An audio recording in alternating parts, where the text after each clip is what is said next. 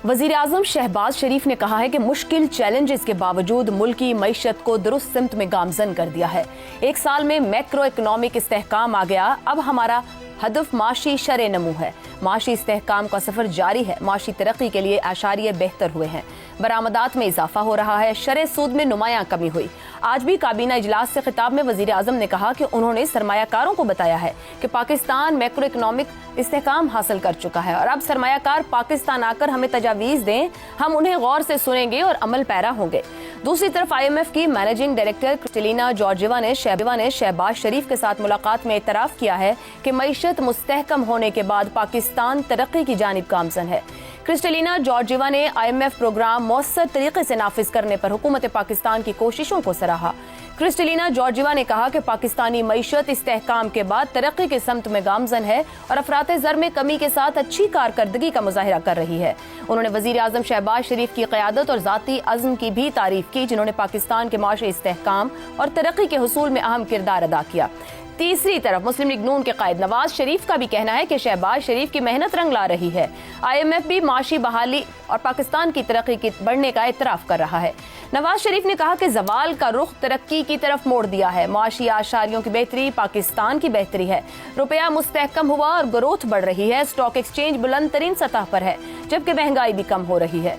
नवाज शरीफ का कहना था कि बेईमानी के साथ आए शख्स ने मुल्क की बुनियादें हिला दी थी। हमने पाकिस्तान की खातिर कुर्बानियां दी, आगे भी दरेग नहीं करेंगे।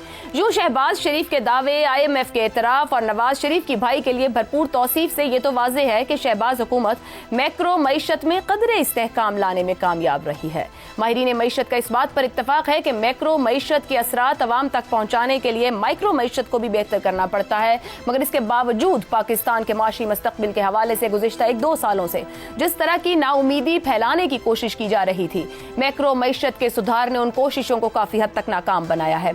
मगर इसी के साथ एक और अहम हकीकत को नजरअंदाज भी नहीं किया जा सकता। तरक्की भले ही मैक्रो लेवल पर हो या माइक्रो, इसे सियासी इस्तेहकाम की जरूरत पड़ती है और इस हकीकत को नून लीग से बेहतर और कौन जान सकता है। नवाज शरीफ के पहले दौर और आखिरी दौर के बारे में यही कहा जाता था कि मैक्रो लेवल पर मईशत कदरे मुस्बत आशारिये दे रही है, मगर सियासी अदम इस्तेहकाम ने माशी अदम इस्तेहकाम को भी शदीद कर दिया। 2017 के बाद खराब होने वाली माशी सूरत हाल इसकी अहम मिसाल है। ऐसे में बड़ा सवाल यही है कि शहबाज हुकूमत ने जिस मैक्रो माशी इस्तेहकाम को हासिल किया है, क्या मौजूदा सियासी अदम इस्तेहकाम के माहौल में ये सफर यूं ही जारी भी रह पाएगा? पैनल इस पर क्या राय रखता है, यही कोशिश करेंगे सवाल इस तरह से। बल्कि पहले पैनल में हमारे साथ मौजूद हैं शहजाद चौधरी साहब, ज़ैगम खान साहब, रजा रूमी साहब और इफ्तिखार अहमद साहब। अब जानते हैं कि जो कुछ IMF कह रहा है, इतराफ़ कर रहा है और शहबाज शरीफ दावा कर रहे हैं, उस पर आपकी राय क्या है? सवाल इस तरह से, मैक्रो इकनॉमिक इस्तेहकाम आ गया, शहबाज शरीफ का दावा, IMF का इतराफ़, क्या मौजूदा सियासी अदम इस्तेहकाम के माहौल में माशी बेहतरी का सफ़र जारी रह पाएगा?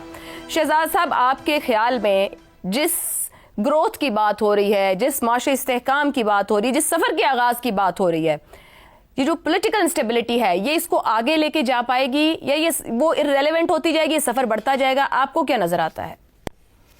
देखिए, अदम इस्तेहकाम तो है, सियासी अदम इस्तेहकाम, और उसका असर जिंदगी के हर शोबे में पड़ता है। मईशत पे तो बहुत ज्यादा पड़ता है और उसकी वजह यह है कि मईशत में ग्रोथ, जिसको हम कह रहे हैं कि ग्रोथ कैसे आएगी, जब तक सरमायाकारी नहीं होगी उस वक्त तक ग्रोथ नहीं हो सकती। यानी पैसा लगेगा तो वो और पैसा बनाएगा, मईशत का बुनियादी असूल है। तो पैसा लगाने वाले जो हैं वो जब इंतशार और अफरा तफरी देखते हैं, जो कि सियासी अदम इस्तेहकाम की वजह से ही हो, लेकिन आप उसका एक अक्स माशरे पे नजर आता हो, तो जाहिर है कि वो फिर अपना पैसा ना निकालते हैं ना लगाते हैं, क्योंकि अनसर्टेनिटी होती है, गैर यकीनी सूरत हाल है, उसमें वो पैसा अपना नहीं निकालते और नहीं लगाते। तो ये तो बुनियादी एक ऐसी बात है जिसमें कि हम ये अगर उम्मीद करें कि इससे आगे बढ़ने का कोई रास्ता निकलेगा, नहीं, तो उसके लिए हमें इस्तेहकाम लाना होगा, सियासी इस्तेहकाम। उसके आगे जाके बात कर लेते हैं, लेकिन उसकी वजूहात क्या। दूसरी बात, मैक्रो इकोनॉमिक जिसे हम कहते हैं, इंडिकेटर्स क्या, दो बुनियादी चीजें हुई। डिफॉल्ट से तो हम बच गए, वो तो PDM के जमाने से ही कुछ थोड़ी बहुत बेहतरी आई, लेकिन उसके बाद क्या हुआ है कि उसके अंदर फिर जो हमारा बैलेंस ऑफ पेमेंट है, यानी जितनी हमारी दरामदात हैं और बरामदात हैं, उसके अंदर एक तवाज़न सा इस वक्त कायम है। उसकी एक वजह यह है कि हमने दरामदात को बंद करके रखा हुआ है और बरामदात जितनी हैं उतनी ही हैं, उससे ज्यादा तो बढ़ नहीं रही, बहुत मामूली सतह पे बढ़ रही हैं। दरामदात ना हो तो फिर भी ग्रोथ नहीं होती, तो ये दूसरी वजह है कि ग्रोथ, लेकिन मैक्रो इकोनॉमिक इंडिकेटर आपको स्टेबल नजर आता है। फिर कर्ज वापस करना जो है पाकिस्तान को, वो कम से कम $25 अरब है सालाना अगले 3-4 साल के लिए। اس کے لیے جب آپ نے $25 ارب واپس کرنے ہیں تو آپ کو ہمیشہ $15-16 ارب ڈالر کی کمی رہتی ہے. اس میں رول اوور بھی کرتے ہیں آپ, اور پھر کوشش کرتے ہیں کہ ہم کہیں بانڈ کچھ فلوٹ کریں, کہیں سے پیسہ نکالیں, کوئی اور قرض لیں اور اس سے اپنا قرض ادا کریں.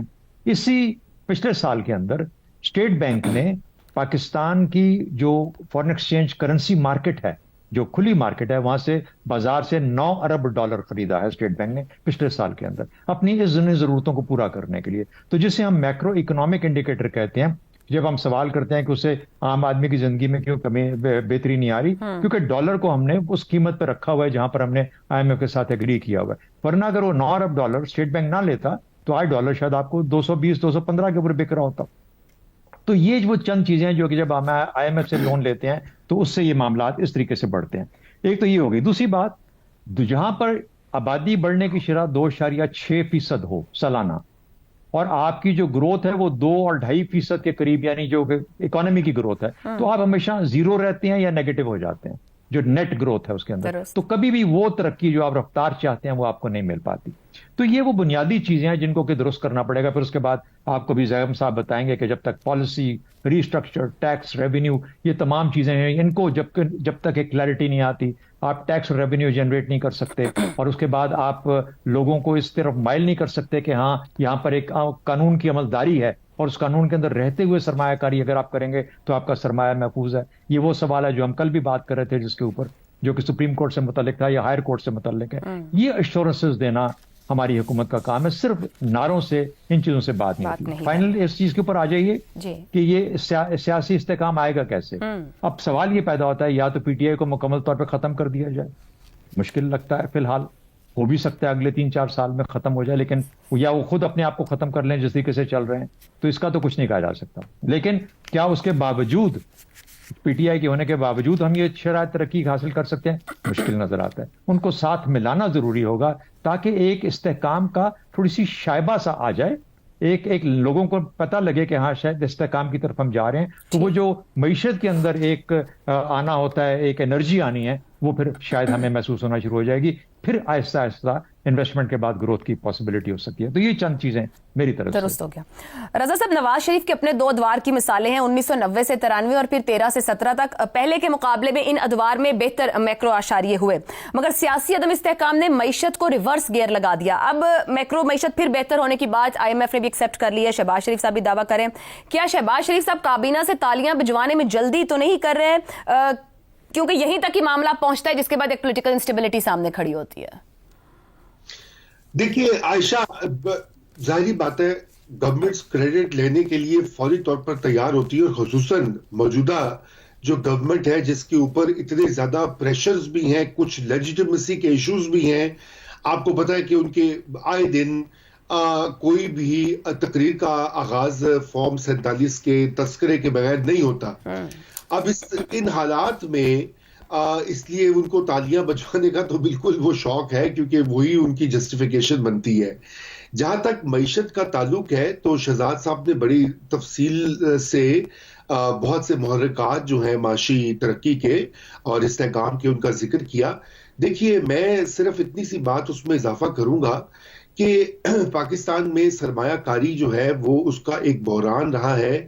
بیرونی سرمایہ کاری بھی اور ڈومیسٹک جو انویسٹرز ہیں وہ بھی یہاں پیسے نہیں لگا رہے. اور سیاسی عدم استحکام سے بڑا مسئلہ میرے نزدیک سیکیورٹی کا اور دہشت گردی کا ہے. جیسے آپ نے دیکھا ہے کہ ہمارے جو سی پیک کے بہت سارے منصوبے اور چائنیز انجینئرز جو ہیں وہ سیکیور نہیں ہیں, اور اس وقت پاکستان اور چین کے درمیان مذاکرات کے کئی دور جو ہیں وہ ہوئے ہیں کہ کس طرح سے اس مسئلے کو حل کیا جائے. دوسری جانب آپ یہ دیکھیے کہ وہاں پر تحریک طالبان پاکستان جو ہے اس نے خیبر پختونخوا میں کیا عجیب و غریب ایک خون کی ہولی کھیلی ہوئی ہے. ہر روز کے حساب سے پچھلے 1 سال میں ہر روز تقریباً 1 سے 2 اٹیکس ہوئے ہیں. یعنی کہ کوئی ایسا دن نہیں گیا پاکستان میں پچھلے 2 سالوں میں بلکہ جہاں پہ اس طرح کے اٹیکس نہ ہوئے ہوں. اور پھر بلوچستان دیکھ لیجئے جہاں سے بہت توقعات تھی, جہاں پہ معدنیات بھی ہیں, گوادر کا پورٹ بھی ہے, چائنیز انویسٹمنٹ بھی ہے. ادھر آپ کو پتہ ہی ہے کہ وہاں بھی جو ہے ایک سیکیورٹی کا بہت بڑا مسئلہ ہے. اور وہ اب بیرونی ملک سے اس کی سپورٹ ہوتی ہے، اس کی اندرونی کتنے سہولت کار ہے، یہ باتیں تو حکومت ہی دیکھے گی بہتر. لیکن یہ ایک بہت بڑا مسئلہ ہے، میں آپ کو بتاؤں، کیونکہ فورن انویسٹمنٹ کا پوٹینشیل ہے. ابھی آپ دیکھیں سعودیز بھی آنا چاہتے ہیں، وہ انویسٹ کرنا چاہتے ہیں. وہ جو امریکہ سے صاحب آئے تھے جینٹری بیچ، وہ بھی کہے تھے کہ منرلز میں وہ انٹرسٹڈ ہیں. اب بات یہ کہ وہ بھی تو پڑھتے ہوں گے نا اخبارات، وہ بھی دیکھتے ہوں گے، ان کی بھی اسیسمنٹ ہوگی کہ بھئی یہاں تو چینی آئے تھے، وہ بھی محفوظ نہیں ہے. تو یہ سب سے بڑا اس وقت ایک چیلنج ہے. اب آ جاتے ہیں دوسرا، اچھا اس کا بھی کچھ نہ کچھ تعلق معاشی عدم استحکام سے آ جاتا ہے، کیونکہ اگر آپ کی گورنمنٹس جو ہیں اور وہ اپنے سروائیول کے چکر میں ہی لگی ہوں اور ان کی ساری توجہ جو ہے وہ اپوزیشن کو کنٹین کرنے پر ہو کہ کس طرح سے اپوزیشن یا وہ کس طرح سے جو عمران خان کو بندی رکھا جائے، کس طرح سے ان کی پارٹی جو ہے وہ یہ نہ ہو جائے، عدلیہ کو کیسے مینیج کرنا ہے. اس وقت دیکھیں نا ساری توجہ وہاں پہ جا رہی ہے. میں کوئی پارٹیزان تنقید نہیں کرنا چاہتا، کیونکہ ہمارے یہاں تنقید جو ہوتی ہے موجودہ حالات میں وہی ہوتا ہے کہ جی آپ ادھر کے ہیں یا ادھر کے ہیں. تو میں اس سے قطع نظر بات کر رہا ہوں کہ ساری جو توانائی اور توجہ ہے اس وقت ریاست کی اور خصوصاً حکومت وقت کی، وہ ان معاملات پہ گئی ہوئی ہے. بالکل تو آپ کیسے فوکس کر سکتے ہیں؟ تو اس وجہ سے میں سمجھتا ہوں کہ جیسے شہزاد صاحب نے کہا کوئی نہ کوئی رستہ نکالنا ہوگا. میرے خیال سے پی ٹی آئی اس کے کبھی ساتھ تو نہیں دے گی اس گورنمنٹ کا، یہ تو ہمیں بھول جانا چاہیے. ان کی تو یہ خواہش رہی ہے کہ پاکستان ڈیفالٹ کر جائے. انہوں نے اس کے بارے میں لکھا ہے، ان کے ریکارڈ پر ہے. آئی ایم ایف کو خطوط انہوں نے لکھے ہیں، آئی ایم ایف کے بعد مظاہرہ کیا ہے انہوں نے. رضا صاحب ویسے آج ایک ڈوزیئر بھی انہوں نے دے دیا ہے، جو سی جے کو خط بھیجا تھا اس کو لے کر اور کچھ مزید چیزیں بیچ میں ایڈ اپ کرتے ہوئے اور ایک رپورٹ کو ایڈ کرتے ہوئے آج ڈوزیئر بھی دے دیا ہے آئی ایم ایف کو. ملاقات تو نہیں غالباً ہو سکی ان کی، بٹ انہوں نے کنسرنز بھجوا دیے ہیں. جی ڈوزیئر دیا وہ اسی لیے کہ وہ ان کے خیال سے وہ تو دیکھیے مستقل ایک ان کی کوشش رہی ہے. تو میرا بھی خیال کہ وہ اگر ان سے کوئی صلح اور وہ صفائی بھی ہو جائے تو وہ ساتھ دیں گے. بالکل بھی نہیں، کیونکہ جو ان کی سیاست ہے اس کی ڈگر ہی الگ ہے. تو لیکن لیکن یہ تو وہ پوائنٹ ہو گیا کہ پھر تو پولیٹیکل سٹیبلٹی ہو ہی نہیں نہ سکتی ہے. یہ تو کچھ ایک عجیب ہی بات ہوگی کہ ابھی شہزاد صاحب نے جس طرح کہا کہ ساتھ بیٹھیں اور ساتھ چلیں، تو اس پوائنٹ پہ تو پھر دکھتا نہیں ہے کہ کوئی ایک گراؤنڈ نکال لیا جائے. فی الحال نہیں دکھتا. ٹھیک ہو گیا.